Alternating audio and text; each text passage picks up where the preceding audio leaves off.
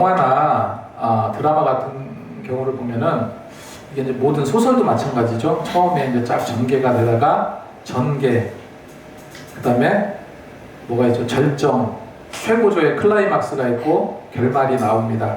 이게 이제 이야기 이제 스토리가 이제 대부분 그런 식으로 이제 흘러가죠.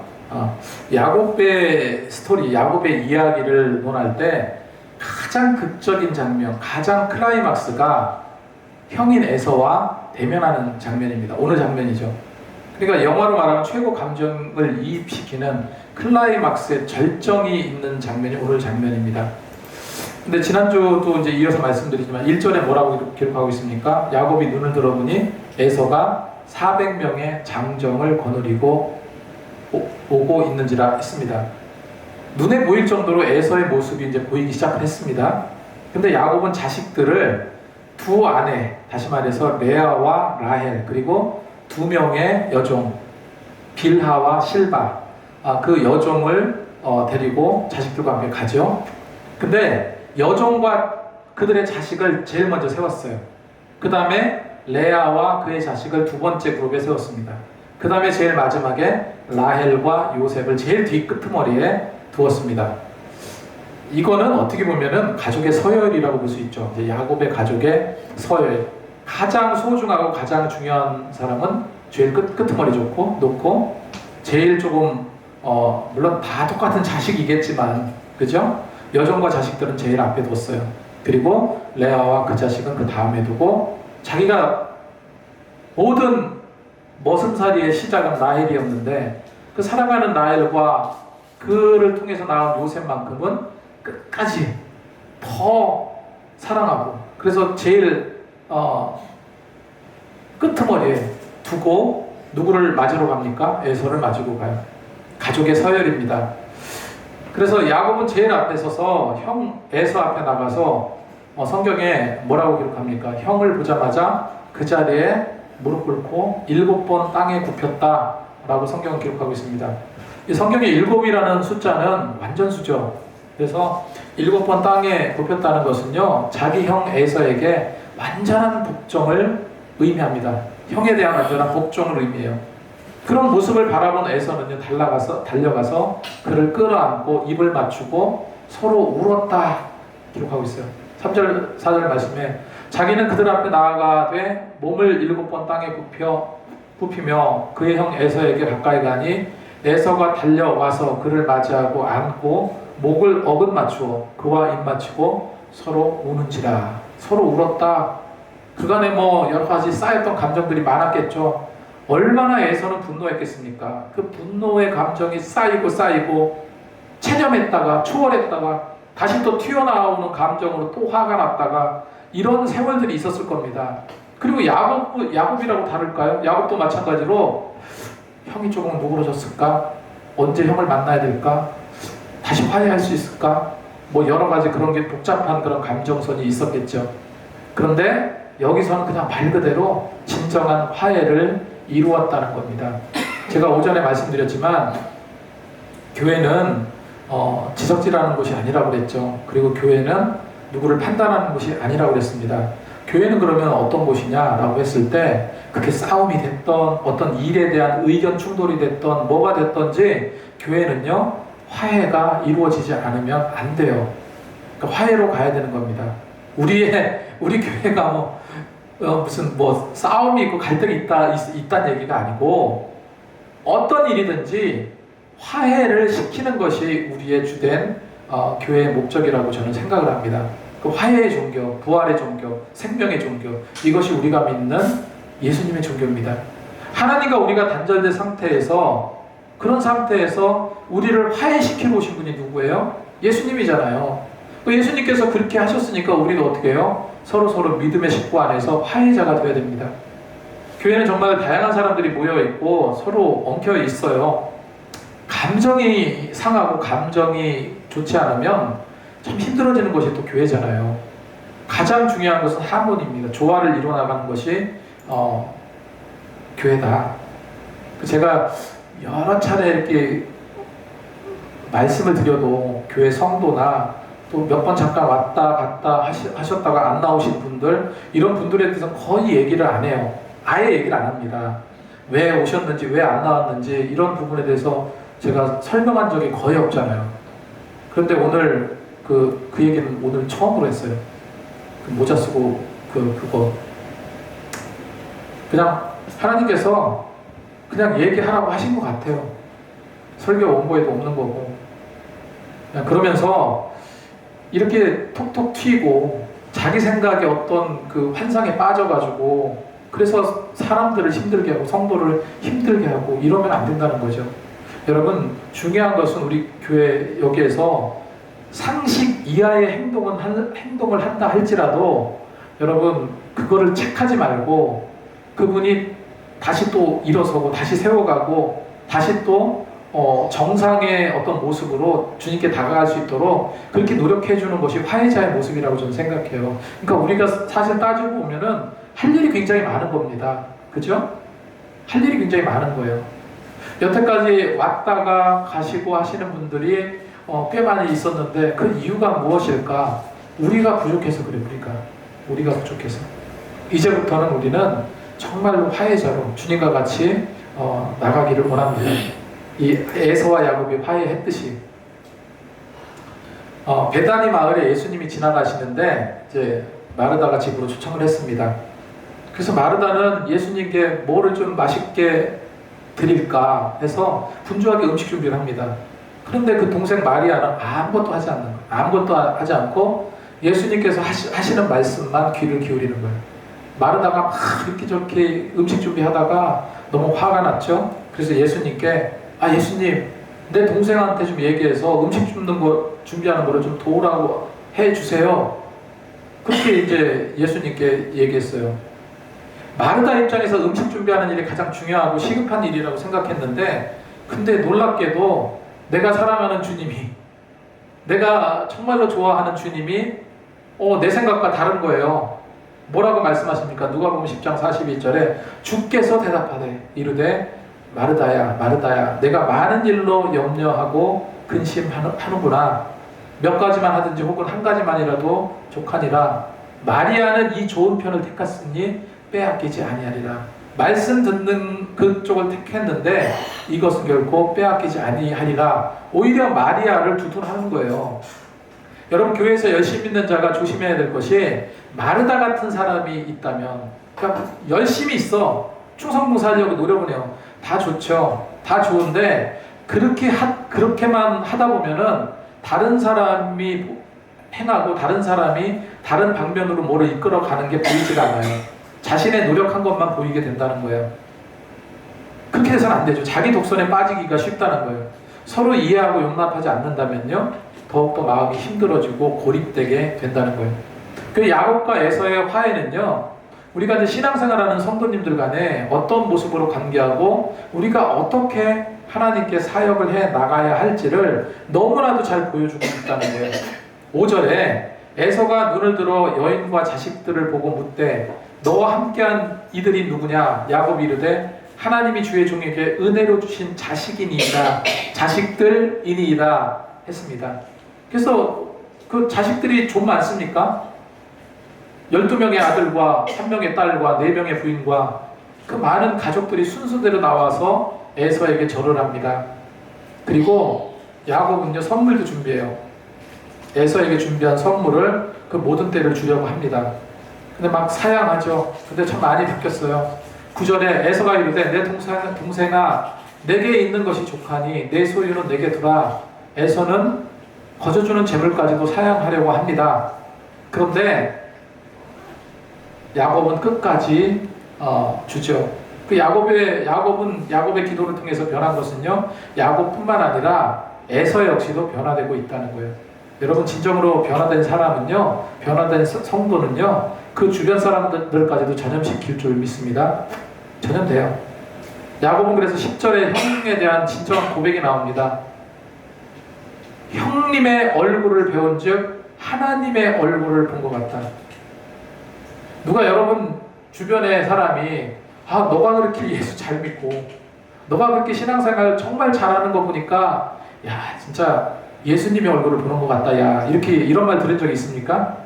그런 말 들으시기 바랍니다. 네, 11절 말씀에 하나님이 내게 은혜를 베푸셨고 내 소유도 족하니 청하건대 내가 형님에게 드리는 예물을 받으소서 하고 그에게 강권함에 받으니라 했습니다. 그래서 야곱과 에서의 그 화해, 그거 생각하면서 혹시나 내가 신앙생활하면서 해묵은 감정이 아직도 마음속에 품고 있는 게 있다면 기도하면서 풀어가시면 좋겠습니다. 양보 못한 것이 있다면 혹은 내가 용서하지 못한 게 있다면 그 제목을 놓고 기도했으면 좋겠어요. 그래서 하나님과 화해를 이루기 위해서 주님은 십자가에 달리셨잖아요. 그런 화해와 용서의 넓은 마음을 가지고 나갔으면 좋겠습니다.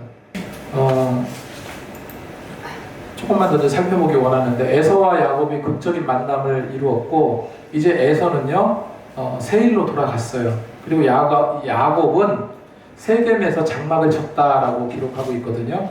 그래서 그 세겜에서 장막을 친 그 밭을 세겜의 아버지 하몰에게 베크시타에 샀다라고 기록하고 있습니다. 엘엘로 헤이 이스라엘.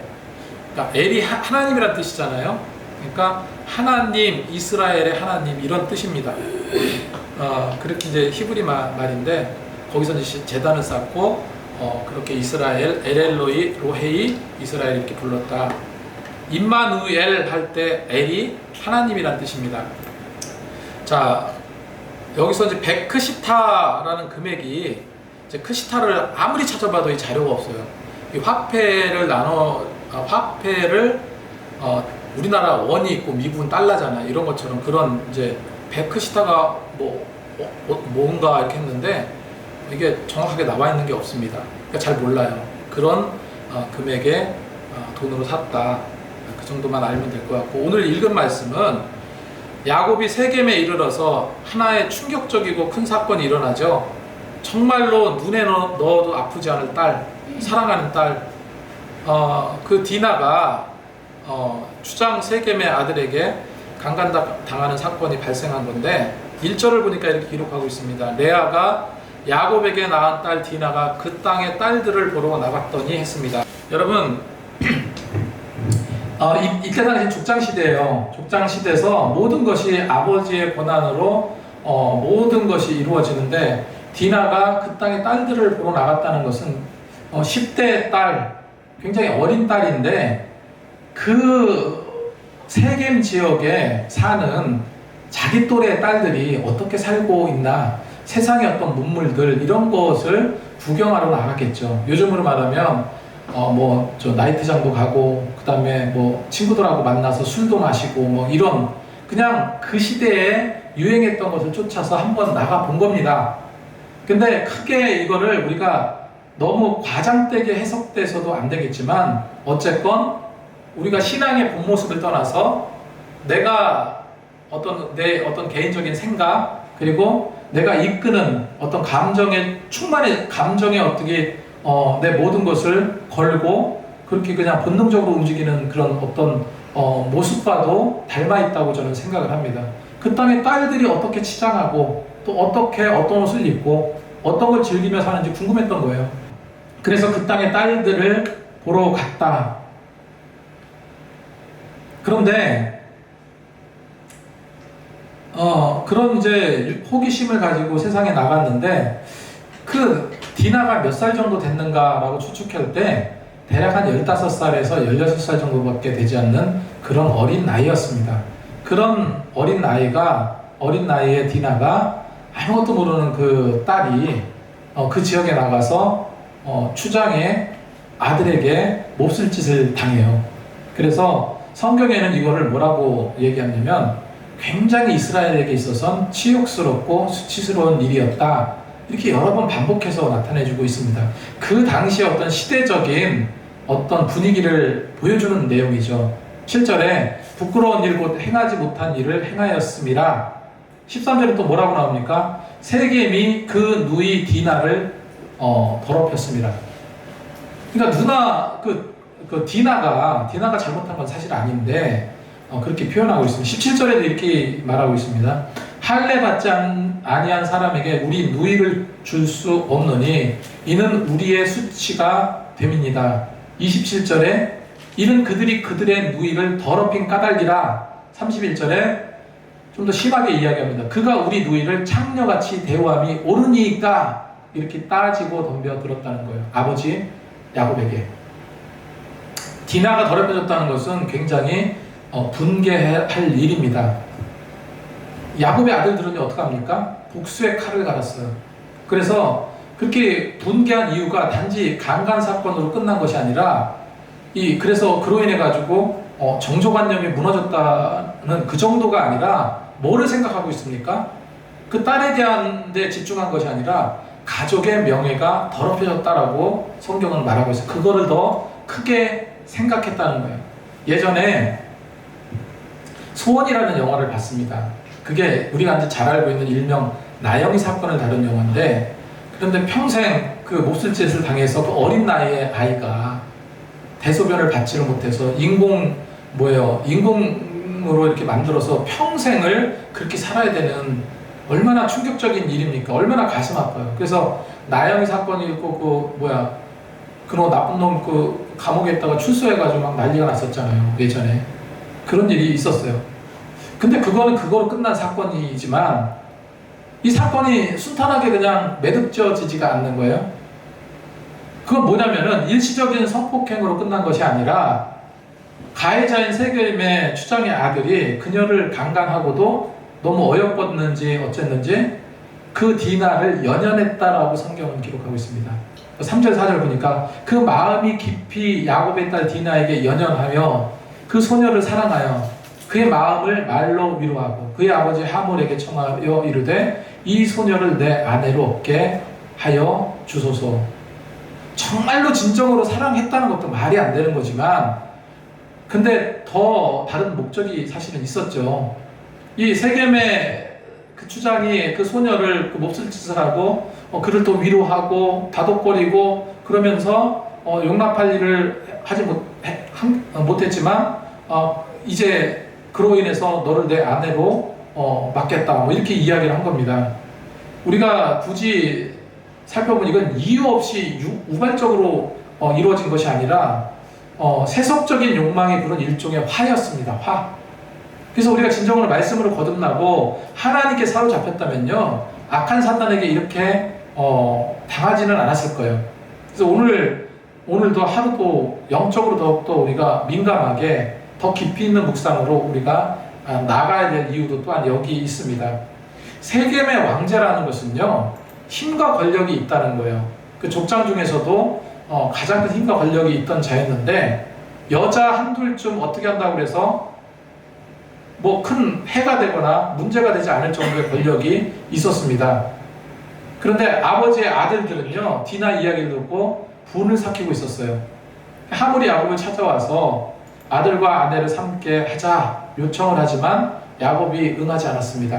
그런데 세겜의 아버지 하물이 야곱의 아들들에게 말해 8절에 내 아들 세겜이 마음으로 너희 딸을 연연하니 원하건대 그를 세겜에게 주어 아내로 삼게 하라, 이렇게 요청했습니다. 세겜도 야곱과 아들들에게 아내로 삼게 해달라고 요청을 했던 거죠. 그리고 원하는 것이 있으면 내가 뭐래도 주겠다. 12절에 이 소녀만 내게 주어 아내게 되가 해라. 아무리 큰 혼수와 예물을 청할지라도 너희가 내게 말한 대로 주리라, 이렇게 이야기합니다. 태연한 척했지만 속으로는 분을 삭히고 있었죠. 14절에 야곱의 아들들이 그들에게 말하되 우리는 그리하지 못하겠노라. 할례 받지 아니한 사람에게 우리 누이를 줄 수 없노니 이는 우리의 수치가 됨이라. 그러면서 한 얘기가 뭐냐면, 우리는 여호와 하나님을 믿는 자들인데 할례 받지 않는 이방인들과는 전혀 우리가 결혼을 할 수 없다. 그러니 너희가 할례를 받아라, 이렇게 이야기를 하는 거죠. 다 할례를 받으면 내가 우리 딸을 너에게 주고 또 우리는 하나의 어떤 그 공동체가 될 것이다, 이런 뭐 이렇게 이야기를 한 겁니다. 하물과 그의 아들 세겜이 그 성읍 사람에게 야곱의 딸을 데려오고 우리도 그에게 딸을 주어 우리 한 민족이 되자, 뭐 이렇게까지도 확대 해석을 합니다. 그렇게 혼인시키려는 이유가 뭐겠습니까? 사실은요, 디나 한 사람을 아내로 삼고자 했던 그것이 목적이 아니라 야곱의 재산에 대한 욕심이었습니다. 22절, 23절 우리 읽진 않았지만 한 번 더 보겠습니다. 그러나 우리 중에 모든 남자가 그들이 할례를 받음 같이 할례를 받아야 그 사람들이 우리와 함께 거주하여 한 민족이 되기를 허락할 것이라. 그러면 그들의 가축과 재산과 그들의 모든 짐승이 우리 소유가 되지 않겠느냐. 이렇게 지금 엉뚱한 꿈을 꾸고 있었던 거예요. 다만 그들의 말대로 하자. 그러니까 할례를 하자는 거죠. 그러면 그들이 우리와 함께 거주하리라.